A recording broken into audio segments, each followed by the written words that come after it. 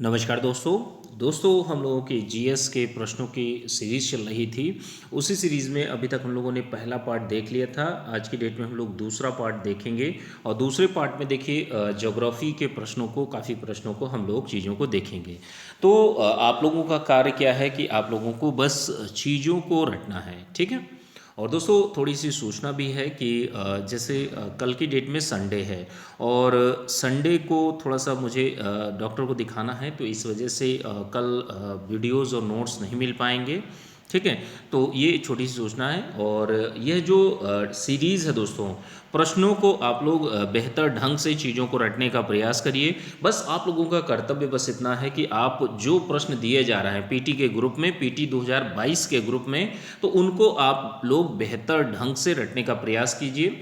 और मंडे के बाद में आप लोगों को जो लेक्चर हैं प्रॉपर जीएस के फैक्चुअल फॉर्मेट और प्लस कंसेप्चुअल फॉर्मेट में आप लोगों को मिलने लगेंगे, ठीक है। तो इतना आप लोग ध्यान रखिएगा। वीडियो अच्छा लगे तो वीडियो को लाइक कर दीजिएगा। कल की डेट में, संडे की डेट में आप लोगों को वीडियोस नहीं मिल पाएंगे, थोड़ा सा स्वास्थ्य कारणों की वजह से मुझे डॉक्टर के पास में जाना है कानपुर, तो इसी वजह से वीडियोस नहीं मिल पाएंगे, ठीक है।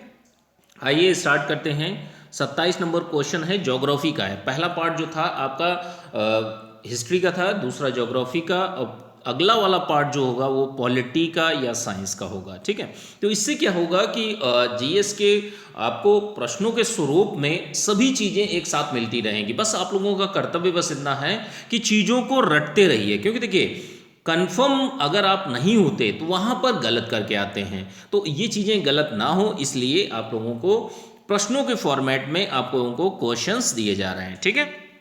देखिए 27 नंबर क्वेश्चन है आपका। भारत की बात कर लेते हैं। भारत का जो क्षेत्रफल है, क्षेत्रफल में भारत का जो स्थान है वो 7वां है, बहुत बार पूछा गया है। जनसंख्या में दूसरा है, तो इतना आप लोग ध्यान रखिएगा। अब जैसे देखिए एक प्रश्न बनता है कि भारत का स्थल मंडल जो है विश्व का कितने प्रतिशत है। तो भारत का जो एरिया है वो 2.4% है। कितना है? 2.4%।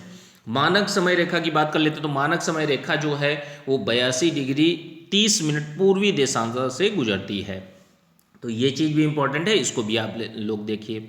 अब देखिए जैसे जो नोट्स हैं, नोट्स को अगर आप एक दिन में, जैसे एक दिन में आपने ये डिसाइड कर लीजिए कि 1 घंटा मुझे रिवीजन करना है केवल इन प्रश्नों का, 1 घंटा केवल आप रिवीजन करिए। और जो आप लोगों को लेक्चर दिए जाएंगे जीएस के, history, polity, economy, geography, science सभी के, तो फैक्चुअल फॉर्मेट में वो भी चीज़ें होंगी और कंसेप्चुअल भी होंगी। तो उससे क्या होगा, दोनों चीज़ें मिलकर आपका जीएस बहुत अच्छा कर देंगी, जिससे कि आपके जीएस के प्रश्न आपके गलत ना हो और चीज़ें कंफर्म हो जाएं।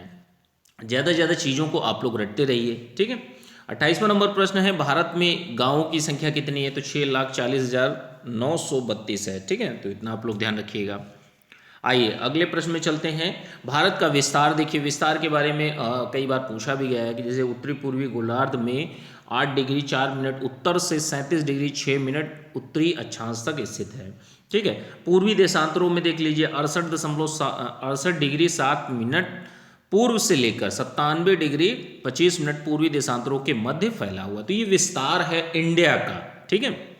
अक्षांशीय विस्तार का मतलब हो गया इस तरीके से जो होता है, ठीक है। और देशांतरीय विस्तार का मतलब हो गया इस तरीके से जो चीज़ें होती हैं, ठीक है। देशांतर रेखाएं इस तरीके से होती हैं, अक्षांश रेखाएं ये आपके ऐसे होती हैं, ठीक है। तो इसको आप लोग ध्यान रखिएगा। जो भारत का विस्तार है वो देशांतरीय जो है आपका इस तरीके से है, और अक्षांशीय जो है वो आपका पैरेलल है, ठीक है। अब देखिए कर्क रेखा की बात कर लेते हैं। कर्क रेखा देखिए जो है भारत के मध्य से गुजरती है, और कई बार प्रश्न पूछा गया कि कर्क रेखा कितने राज्यों से गुजरती है। तो 8 राज्यों से गुजरती है। एक तो ये संख्या इंपॉर्टेंट है। अगली चीज़ क्या है कि यह कितने राज्यों से गुजरती है, उन राज्यों का नाम इंपॉर्टेंट हो जाता है। तो इन चीज़ों को रटना है आप लोगों को। गुजरात, राजस्थान, मध्य प्रदेश, छत्तीसगढ़, झारखंड, पश्चिम बंगाल, त्रिपुरा, मिजोरम, तो इनसे यह गुजरती है। मानक समय रेखा की बात कर लेते हैं। तो मानक समय रेखा कितने राज्यों से गुजरती है। तो देखिए मानक समय रेखा जो है 5 राज्यों से गुजरती है। उत्तर प्रदेश, मध्य प्रदेश, छत्तीसगढ़, ओडिशा, आंध्र प्रदेश। तो इतना आप लोग रट लीजिए, इसको ध्यान रखिएगा। इसमें अच्छा कोई समझाने वाली चीज़ नहीं है, बस आप लोगों को चीज़ों को रटना है, ठीक है, जिससे आपका कोई भी प्रश्न, आते हुए प्रश्न कम से कम गलत ना हो। 31 नंबर क्वेश्चन है, भारत का दक्षिणतम बिंदु कौन सा है? इंदिरा पॉइंट है, जो कि ग्रेट निकोबार में स्थित है। अगला प्रश्न है आपका, बांग्लादेश से सटे राज्य कौन कौन से हैं? तो 5 राज्य हैं, ध्यान रखिएगा, 5 राज्य बांग्लादेश से सटे हैं। पश्चिम बंगाल हो गया, असम हो गया, मेघालय हो गया, त्रिपुरा हो गया, मिजोरम हो गया। तो इनको आप लोग रट लीजिए। भूटान देश से सटे राज्य कौन से हैं? तो 4 राज्य हैं आपके, अरुणाचल प्रदेश, असम, पश्चिम बंगाल, सिक्किम है, ठीक है। और ऐसे ही हमारे पड़ोसी राज्य जो हैं, म्यांमार से सटे राज्य कौन से हैं? तो 4 राज्य हैं, देखिए भूटान और म्यांमार, ये इन दोनों से 4 राज्य सटे हुए हैं, ठीक है। तो अरुणाचल हो गया, नागालैंड, मणिपुर और मिजोरम। पाकिस्तान से सटे राज्य कौन से हैं? पाकिस्तान से भी हैं, देखिए पाकिस्तान, म्यांमार और आपका भूटान, तो इनसे 4 देश 4 राज्यों की सीमाएं लगती हैं। पाकिस्तान से सटे राज्य कौन कौन से हैं? तो पंजाब हो गया, जम्मू कश्मीर हो गया, राजस्थान हो गया और गुजरात हो गया, ठीक है। आइए अगले प्रश्न में चलते हैं। 36वां नंबर क्वेश्चन है, भारत के साथ सबसे लंबी स्थलीय सीमा कौन सा देश साझा करता है? तो बांग्लादेश करता है, ठीक है। कितनी सीमा है? 4096 किलोमीटर की है। अब जैसे देखिए, बहुत बार इससे भी प्रश्न आया है कि सीमा रेखाएं कौन से देशों के मध्य में कौन सी सीमा रेखा निर्धारित की गई है। तो जैसे भारत और पाकिस्तान के बीच में रेडक्लिफ रेखा है, भारत अफगानिस्तान के बीच में डूरंड लाइन है, भारत चीन के बीच में मैकमोहन रेखा है। तो इनको आप लोग ध्यान रखिएगा, बहुत बार ये प्रश्न पूछे गए हैं, ठीक है। आइए अगले प्रश्न में चलते हैं। 38वां नंबर क्वेश्चन है, भारत और श्रीलंका के मध्य कौन सा जलडमरू मध्य है, स्ट्रेट है? तो आपका पाक जलडमरू मध्य है। अब एक प्रश्न बनता है, किस राज्य के तीनों तरफ अंतर्राष्ट्रीय सीमाएं हैं? तो वो राज्य कौन सा है? त्रिपुरा। बहुत बार प्रश्न पूछा गया है, इतना आप लोग ध्यान रखिएगा। अब अगला ज्योग्राफी का प्रश्न है, 40वां प्रश्न है, भारतीय स्थल खंड सरका था, मतलब यानी किस तरफ मूवमेंट किया था? जैसे मान लीजिए भारत है ये, ठीक है। अब ये समय के साथ किस तरफ लौटा था, ठीक है। तो ये चीज, जैसे आप पूरे के पूरे ग्लोब को 2 भागों में बांट दीजिए, तो नीचे वाले को गोंडवाना कहा जाता है, ठीक है। 2 भागों में बांट दीजिए, तो नीचे वाले पार्ट की बात हो रही थी, हमारा जो है ये विषुवत रेखा से नीचे पड़ता है, ठीक है। तो ये उत्तर की ओर सरका था, किस तरफ? उत्तर की ओर, इतना आप लोग ध्यान रखिए। यह गोंडवाना लैंड का भाग, गोंडवाना लैंड में कौन कौन सा आता है? भारत आता है, दक्षिणी अमेरिका आता है, अफ्रीका है, अंटार्कटिका है, मतलब विषुवत रेखा से नीचे वाले जितने देश हैं, उन महाद्वीप हैं, उनकी बात हो रही है। ऑस्ट्रेलिया हो गया, तो ये चीज़ें हैं। अब जैसे भारत को कितने प्राकृतिक प्रदेशों में बांटा गया है? तो इतना आप लोग ध्यान रखिए कि 4 प्राकृतिक भागों प्रदेशों में बांटा गया है। तो कौन कौन सा है कि जैसे अगर इस तरीके से आप लोग देखें, तो उत्तर का जो पर्वतीय क्षेत्र है, जो हिमालय और ये रीजन जो है, ठीक है, इसके साथ में विशाल मैदान, जो जलोढ़ से निर्मित जो मैदान है, उत्तर का विशाल मैदान, ये आ जाता है। फिर बीच में प्रायद्वीपीय भारत आ जाता है, और चौथा जो है तट और द्वीप, जो तटीय क्षेत्र है प्लस द्वीप, ठीक है। तो ये आपका प्राकृतिक विभाजन है भारत का, ठीक है। आइए अगला प्रश्न जो है आपका, जैसे प्रश्न है, उत्तराखंड में पाताल तोड़ कुएं पाए जाते हैं, तो किस क्षेत्र में पाए जाते हैं? तराई क्षेत्र में पाए जाते हैं। अब एक चीज़ समझिए, पाताल तोड़ कुएं क्या होते हैं? पाताल तोड़ कुएं वे कुएं होते हैं जो धरातल से स्वतः जल उनका ऊपर आता है, जल स्रोत की तरीके से, एक तरीके से काम करते हैं। अब इनमें भी 2 प्रकार होते हैं। 2 प्रकार कौन कौन से होते हैं? एक ऐसे कुएं जिनमें स्वतः जल ऊपर आता है, और एक होता है कि भाई हम कुआं जैसे जगह पर मिट्टी को हटाते हैं, खोदते हैं, कुएं को खोदते हैं, फिर उसमें पानी आता है। तो ये 2 टाइप के आपके जो कुएं हैं वो हैं, ठीक है। अब अगला प्रश्न जो है पूछा गया है प्रश्न में कि जैसे हिमालय का महत्व, कि साइबेरिया की हवाओं का प्रभाव पड़ता है सिंधु, जैसे मान लीजिए इंडिया है, ठीक है, और ये आपका हिमालय है, ऊपर से जम्मू कश्मीर और हिमाचल प्रदेश और इधर उत्तराखंड से होते हुए आप नीचे पूर्वोत्तर राज्यों में जाइए। तो होता क्या है कि जो इधर साइबेरिया, जो रूस है, रूस यहाँ से ठंडी हवाएं आती हैं, ठीक है। तो साइबेरिया की हवाओं का प्रभाव भी बहुत ही ज़्यादा इम्पोर्टेंट हो जाता है। सिंधु गंगा का जलोढ़ जो है, अगर हमारा हिमालय ना होता तो क्या है कि जो सिंधु गंगा का जलोढ़ मैदान है ये भी न बन पाता, मानसून का प्रतिरूप जो है वो भिन्न भिन्न होता, और क्या है कि जैसे जो दक्षिण पश्चिम मानसून जो है वो होते हुए अगर ये जाता है हिमालय से टकरा कर वर्षा करता है, भारत को वर्षा मिलती है, ठीक है। तो ये कहीं ना कहीं ये हो सका किसकी वजह से, केवल हिमालय की वजह से, ठीक है। तो इतना आप लोग ध्यान रखिएगा, मानसूनी पवनों को रोकना और यह वर्षा करता है। अब जैसे देखिए कुछ जगहों की जैसे दक्कन ट्रैप है, पश्चिमी घाट है, अरावली की पहाड़ियाँ हैं, नर्मदा ताप्ती जलोढ़ निक्षेप है, तो ये पूछा गया है कि भाई कौन कौन से काल में रहे, तो इनको आपको स्ट्रेट थ्रू रटना है कि जैसे दक्कन ट्रैप की उत्पत्ति जो है वो क्रिटेशियस काल में हुई, पश्चिमी घाट की उत्पत्ति सेनोजोइक या उत्तर नूतन काल में हुई, अरावली की उत्पत्ति किसमें हुई, प्री कैम्ब्रियन युग में हुई, और नर्मदा ताप्ती जलोढ़ निक्षेप की उत्पत्ति कब हुई, अत्यंत नूतन काल में हुई, ठीक है। तो इसको आप लोग ध्यान रखिएगा। अगला प्रश्न जो है केरल का कुट्टानाड के बारे में है, तो यह इस पर प्रश्न जो बना था कि भाई ये भारत का सबसे न्यूनतम ऊंचाई वाला क्षेत्र है, क्या है, भारत का सबसे न्यूनतम ऊंचाई वाला क्षेत्र है।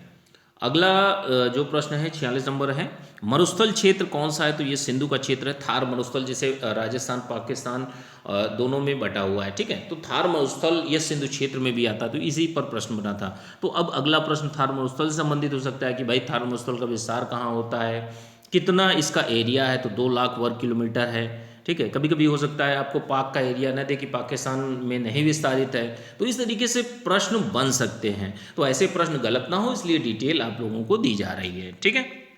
आइए अगले प्रश्न में चलते हैं। 47 नंबर क्वेश्चन है, हिमालय की नदियाँ सततवाहिनी हैं, तो इसका स्रोत क्यों है, ऐसा सततवाहिनी का मतलब वर्ष भर इनमें पानी रहता है, तो ऐसा क्यों है, इनका स्रोत जो है हिमानी में, हिमानी का मतलब ग्लेशियर्स में है, जो हिमनद होते हैं उनमें है, तो इसलिए वर्ष भर इनमें पानी रहता है। और हिमालय का वर्षा का अधिकांश भाग जो होता है वो दक्षिण पश्चिम मानसून से भी प्राप्त होता है, तो ये भी एक बहुत अच्छी बात हो जाती है। अगला प्रश्न जो है आपका 48 नंबर क्वेश्चन है, प्राचीनतम श्रेणी की बात कर लेते हैं, तो बृहद हिमालय श्रेणी जो है प्राचीनतम श्रेणी है, किस काल की है, ओलिगोसीन काल की है, किस काल की है, ओलिगोसीन काल की है। 49 नंबर क्वेश्चन है आपका, उप हिमालय क्षेत्र के सहारे फैले समतल मैदान को क्या कहा जाता है, ठीक है। तो इसको क्या बोलते हैं, भाबर कहा जाता है, ठीक है, भाबर कहा जाता है। और इसका विस्तार जो है पश्चिम में सिंधु से लेकर पूर्व में तिस्ता नदी तक इसका विस्तार जो है मैदानी क्षेत्र का है, ठीक है। सामान्यतः इसकी चौड़ाई जो है जैसे 8 से 16 किलोमीटर जो है हिमालयी नदियों द्वारा निर्मित क्षेत्र है, तो ये थोड़ा सा ये वाला डेटा भी आप लोग ध्यान रखिएगा, ठीक है। प्रश्न ये पूछा गया है, लेकिन हो सकता है आगे इन प्रश्नों से भी प्रश्न बन सके, इस इंफॉर्मेशन से भी प्रश्न बन सके। आइए अगले प्रश्न में चलते हैं। 50 नंबर क्वेश्चन है, हिमालय का पर्वत पदीय प्रदेश कौन सा है, तो शिवालिक कहा जाता है। शिवालिक के दक्षिण क्षेत्र में यानी नीचे साइड में, शिवालिक के दक्षिण यानी नीचे वाला जो क्षेत्र है वो आपका हिमालय का पर्वत पदीय प्रदेश कहलाता है। अब शिवालिक से संबंधित कुछ प्रश्न हैं कि जैसे इसकी उत्पत्ति जो है सेनोजोइक युग में हुई है, पूर्व प्लायोसीन में, औसत ऊंचाई इसकी कितनी है, 900 से 1100 मीटर है, और दक्षिण में यह उदाहरण जो है एक गिरपात की स्थिति का बनता है। तो इसको भी आप लोग चीज़ों को बस रटना है आप लोगों को, ठीक है।